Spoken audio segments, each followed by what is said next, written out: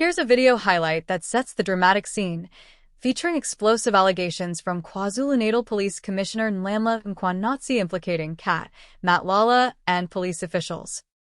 Let's stretch this story into a 15 to 20-minute script, about 7,550 characters, that unfolds naturally, balances context and analysis, and concludes with your signature sign-off inviting audience engagement. Imagine darkness, tension crackling in the air, as we open on that video highlight, the commissioner's voice echoing with urgency, accusations of corruption, influence, and exposed secrets. We breathe deeply, knowing that what follows is more than just headlines. It's a story about power, betrayal, and the fragile trust between the state and the people. Let's begin. For those just tuning in, this saga began with Vusimuzi, Matlala, a flamboyant businessman who landed a $360 million contract to deliver health services to SAPS employees in 2024. Yes, worth hundreds of millions of rand, and awarded at a time when Matlala was already under scrutiny for ties to the massive Tembisa hospital corruption saga. That deal would generate deep suspicion and, ultimately, swift cancellation. As the scandal simmered, whispers turned to headlines. Investigators uncovered evidence of WhatsApp messages, unlicensed firearms, even a mobile phone hidden inside a cell. Yes, found during a surprise search. Matlala's wife was named in investigations, private security company ties surfaced, and courts became the arena where truth and power clashed. Then came the moment that shook the nation. On July 6th and 7th, 2025, KwaZulu-Natal Police Commissioner Lieutenant General Nhlanhla Mkhwanazi stepped into the spotlight. He unleashed allegations so explosive, they threatened to crack the very foundation of the justice system. He claimed that Matlala was not just a businessman gone rogue, but the center of a sophisticated criminal syndicate embedded at the heart of the state.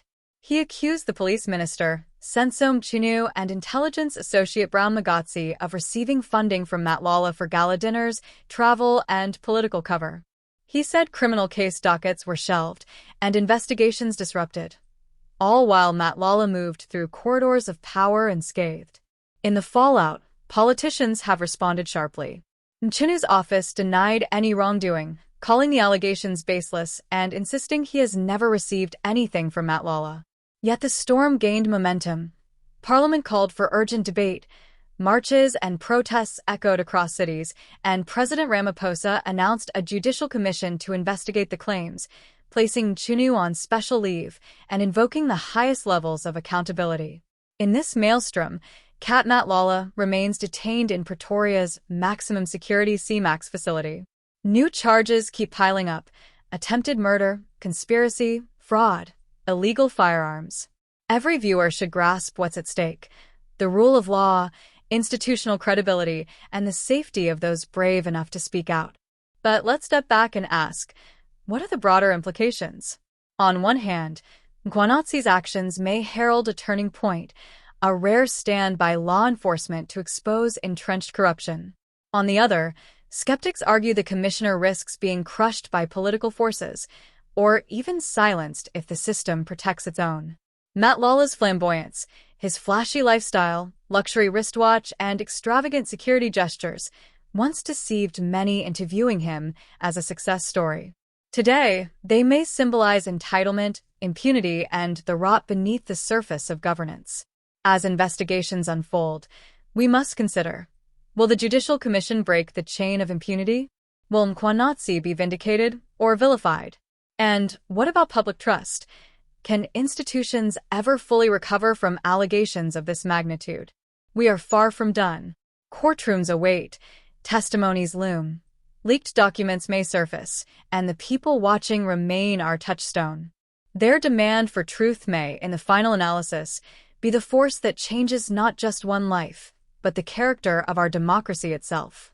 Thank you for riding along in this gripping, complicated, sometimes unsettling but essential story. We hope this walkthrough gave you clarity and context. We want to hear from you. What do you think will happen next? Who should face real consequences? And how can systems be repaired? Drop your thoughts below. We read every comment. If this kind of deep dive helps you make sense of current events, please hit subscribe so you never miss the next chapter. Share with friends and let's stay curious and informed together. Until next time.